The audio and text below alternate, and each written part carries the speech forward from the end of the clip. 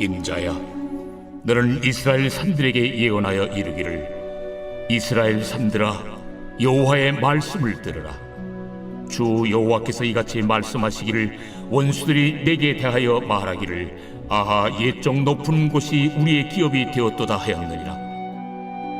그러므로 너는 예언하여 이르기를, 주 여호와께서 이같이 말씀하시기를, 그들이 너희를 황폐하게 하고 너희 사방을 삼켜 너희가 남은 이방인의 기업이 되게 하여 사람의 말거리와 백성의 비방거리가 되게 하였도다. 그러므로 이스라엘 산들아, 주 여호와의 말씀을 들을지어다. 산들과 맷뿌리들과 시내들과 골짜기들과 황폐한 사막들과 사방에 남아있는 이방인의 노략거리와 조롱거리가 된 버린 성읍들에게 주 여호와께서 이같이 말씀하셨느니라. 주 여호와께서 이같이 말씀하시기를, 내가 진실로 내 맹렬한 질투로 남아있는 이방인과 에돔 온 땅을 쳐서 말하였노니, 이는 그들이 심히 즐거워하는 마음과 멸시하는 심령으로 내 땅을 빼앗아 노략하여 자기 소유를 삼았습니다. 그러므로 너는 이스라엘 땅에 대하여 예언하되, 그 산들과 맷뿌리들과 시내들과 골짜기들에 관하여 이르기를, 주 여호와께서 이같이 말씀하시기를, 내가 내 질투와 내 분노로 말하였나니 이는 너희가 이방의 수치를 당하였음이라.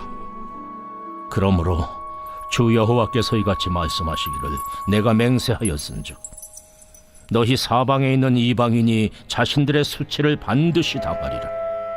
그러나 너희 이스라엘 산들아, 너희는 가지를 내고 내 백성 이스라엘을 위하여 열매를 맺으리니 그들이 올 때가 가까이 이르렀음이라. 내가 돌이켜 너희와 함께하리니 사람이 너희를 갈고 심을 것이며 내가 또 사람을 너희 위에 많게 하리니 이들은 이스라엘 온 족속이라. 그들을 성읍들에 거주하게 하며 빈 땅에 건축하게 하리라. 내가 너희 위에 사람과 짐승을 많게 하되 그들의 수가 많고 번성하게 할 것이라. 너희 전 지위대로 사람이 거주하게 하여 너희를 처음보다 낮게 대우하리니 내가 여호와인 줄을 너희가 알리라. 내가 사람을 너희 위에 다니게 하리니 그들은 내 백성 이스라엘이라. 그들은 너를 얻고 너는 그 기업이 되어 다시는 그들이 자식들을 잃어버리지 않게 하리라. 주 여호와께서 이같이 말씀하셨느니라. 그들이 너희에게 이르기를, 너는 사람을 삼키는 자요 내 나라 백성을 제거한 자라 하거니와 내가 다시는 사람을 삼키지 아니하며 다시는 내 나라 백성을 제거하지 아니하리라. 주 여호와의 말씀이니라. 내가 또 너를 여러 나라의 수치를 듣지 아니하게 하며 만민의 비방을 다시 받지 아니하게 하며 내 나라 백성을 다시 넘어뜨리지 아니하게 하리라. 주 여호와의 말씀이니라 하셨다 하라. 오늘 말씀은 이전보다 더 나은 삶으로 회복시키십니다 라는 제목으로 말씀을 전하겠습니다. 오늘 본문의 말씀은 이제 이스라엘 백성들의 멸망과 또 심판 이후에 하나님께서 그대로 버리시는 것이 아니라 오히려 이방에 대한 심판을 하시고 오히려 이들에게 회복하게 하셨다. 이전의 삶보다 더 나은 모습으로 이끌어 가시겠다. 이런 약속을 주시는 내용입니다. 그런 면에서 세상과 하나님 바라보시는 관점이 다름을 이야기합니다. 세상에서는 예루살렘의 멸망을 보면서 사망 선고를 내렸습니다. 너희는 다시 일어나지 못할 것이고 너에겐 복이 없을 것이고 너희는 흩어져서 영원히 아무것도 못할 것이다. 이렇게 사망 선고를 하고 있지만 하나님께서는 너희를 영원히 버림이 아니라 너희가 다시 주님 앞에 돌아올 때 회복의 역사가 있고 또 메시아가 오실 때 회복의 역사가 있을 것임을 말씀하고 계시는 내용입니다. 그러면서 하나님께서는 어떻게 하시느냐? 오히려 세상은 사망 선고를 하였지만 하나님은 그들에게 생명의 기력을 불어 넣으신다라는 것을 말씀하고 계시는 겁니다. 그러면 오늘 우리에게도 이 본문에 대한 이해를 좀 잘 하셔야 되는데, 우리가 마치 어떤 생명이 있다, 뭐가 나아진다 이러면 우리는 물질로 생각하는 경향이 의외로 많이 있습니다. 어디나 다 비슷하게 마찬가지일 텐데, 사람이 좀 경제적으로 쪼들면 어렵고 또 나아지면 좀 더 마음 여유가 있으면 마음에 편안해지는 건 사실입니다만, 하나님께서 말씀하시는 그들의 나아짐은 단순하게 경제적인 관점에서 이야기하는 것은 아닙니다. 그것은 뒷담 뒤따라오는 것이지 그것이 핵심은 아니거든요. 그 핵심은 무엇이냐? 하나님이 그들과 함께 계심입니다. 그리고 하나님이 그들을 찾아오심이고 기억하심입니다. 그것이 신앙의 핵심이고 삶의 핵심이라는 것이죠. 여러분, 오늘 우리의 삶도 마찬가지입니다. 그래서 끊임없이 우리가 관점을 바꿔야 되는 것이 우리가 눈에 보이는 경제적 관점이나 이런 것으로 어떤 회복됐다, 만족했다 이렇게 바라보는 게 아니라 하나님이 나를 찾아오셨고 하나님을 내가 만나고 은혜를 경험함이 진정한 회복이어서 방향이 계속 그쪽으로 바뀌어야만 합니다. 그래서 경제적인 나아짐은 있으며 감사하고 없어도 그것에 흔들리지 않는 그런 신앙까지 성숙해져 가야 됨을 또한 우리가 기억할 필요가 있겠습니다. 그러면서 오늘 이렇게 말씀하고 있는 내용 중에 또 하나는 성도의 고난당함을 하나님이 모른 척하고 있지 아니하신다라고 또한 이야기를 하고 계시는 겁니다. 하나님께서는 그럼 어떻게 하시느냐? 성도의 고난당함을 당신의 아픔으로 여기신다는 겁니다. 그래서 그들과 함께 하시겠다는 거예요.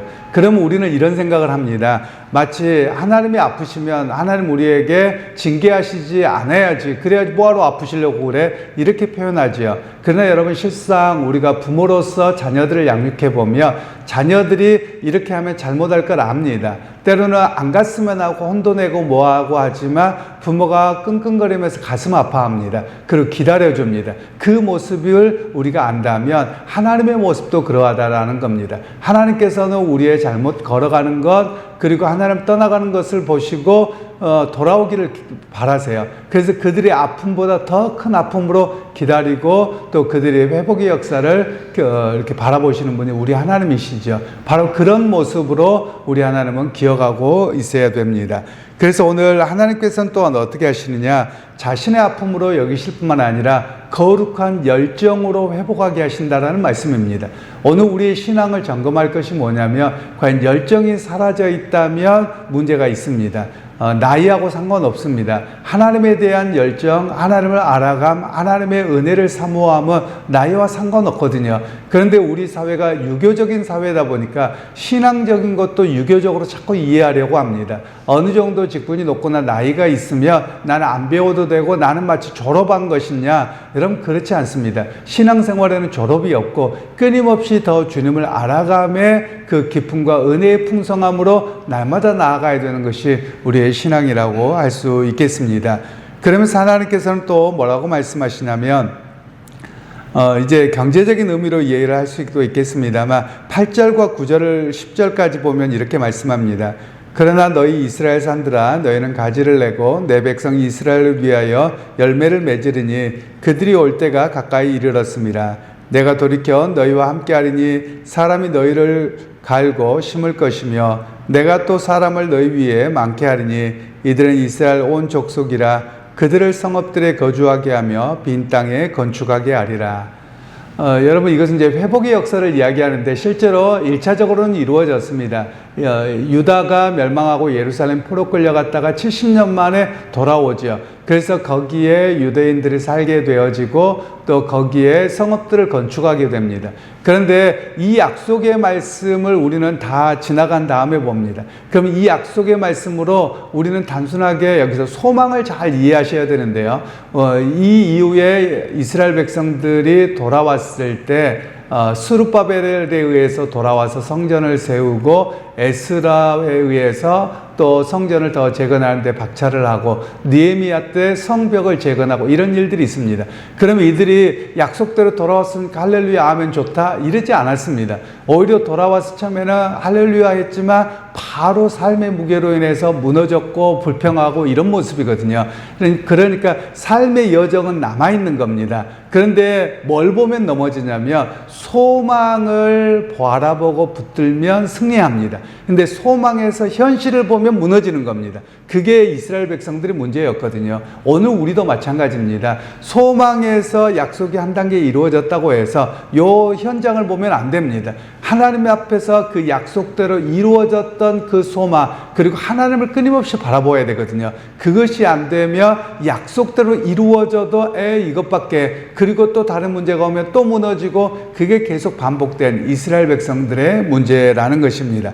그러게 여러분 오늘 우리에게 내 삶이 아무리 가뭄에 메말라 있어도 하나님이 당신의 얼굴을 들어 나에게를 보고 계시고 나에게 향하고 계시다면 여러분 내 인생은 말라있는 게 아닙니다. 여러분 그걸 잘 기억하셔야 됩니다. 경제적인 것은 아무것도 아닙니다. 우리가 종종 신앙생활하면서 잘 바라보셔야 되는 거가 초대교회 성도들 그리고 예수님의 제자들 이런 분들이 핍박 속에 살았지 경제적인 풍요함을 바라보고 살지 않았습니다. 주님이 나를 돌아보고 계시고 나를 사랑하고 계시기에 인생의 여정이 어떤 험난한 길이더라도 묵묵히 걸어갔던 것이거든요.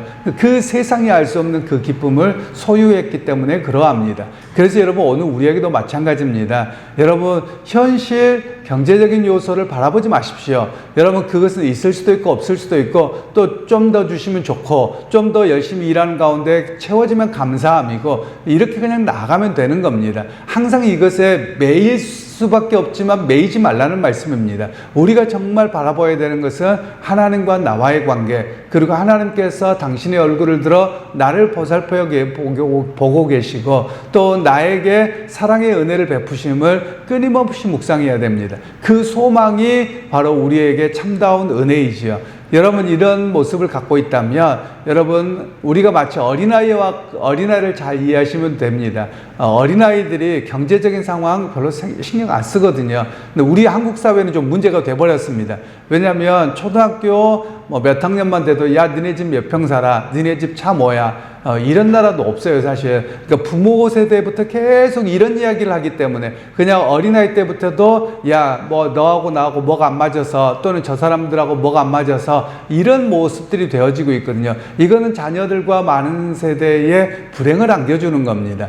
여러분 심지어 친구할 때도 그렇지 않습니까? 야 쟤네 아빠 뭐한대? 몇 평 산대? 또 이렇게 조금 이렇게 못하면 야 친구하지 마 이런 이야기를 하고 있거든요. 이건 굉장히 잘못된 우리의 문화입니다. 오히려 우리가 바라보는 것은 어린아이 시절에 보면 엄마 아빠가 경제에 쪼들린지 어쩐지 모릅니다. 그냥 엄마 아빠가 나를 바라보고 있고 나를 키워주는 그 자체가 행복이고 기쁨이거든요. 우리에게도 그런 신앙, 순수한 신앙을 가지도록 말씀하는 겁니다. 우리의 경제적인 상황과 여러 가지의 문제가 아니라 하나님의 나를 돌보시고 계시고 하나님이 나와 함께 계시다는 그 확신 하나만 있다면 내가 삶을 살아가는데 별 어려움 없이 묵묵하게 가는 겁니다. 그래서 여러분 우리가 끊임없이 시선을 돌리셔야 됩니다. 하나님이 주시는 소망을 바라보셔야 되고 하나님이 나를 향해서 얼굴을 들고 계시는 그 기쁨, 그 은혜를 날마다 사모하면서 살아가셔야 됩니다. 여러분 하루 중에 제일 많이 뭘 묵상하십니까? 여러분 경제적인 걸 묵상하십니까? 여러분 그럼 잘못된 신앙입니다. 오히려 우리가 매번 묵상해야 될 것은 하나님이 나에게 은혜를 베푸시고 오늘 또 나에게 함께 하신 것을 감사합니다. 이걸 묵상하는 겁니다. 그 감사 속에서 때로는 주어짐도 감사, 때로는 조금 부족함도 감사, 그리고 오늘을 살아가게 되는 것이지요. 그러기에 여러분 오늘 또 주님이 여러분을 향하여 얼굴을 들고 계십니다. 그리고 여러분을 향해서 끊임없이 바라보고 계십니다. 그래서 그 하나님의 앞에 의지하고서 오늘 또 믿음 안에서 승리하는 여러분 모두가 되시기를 주님의 이름으로 축원합니다.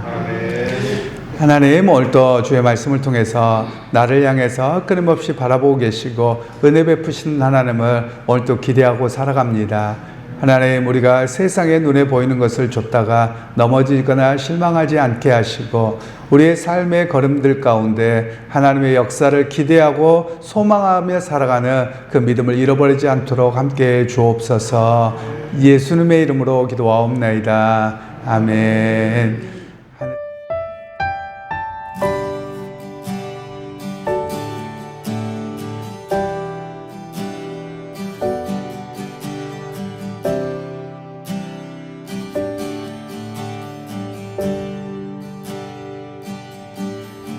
내가 누려왔던 모든 것들이 내가 지나왔던 모든 시간이 내가 걸어왔던 모든 순간이 당연한 것 아니라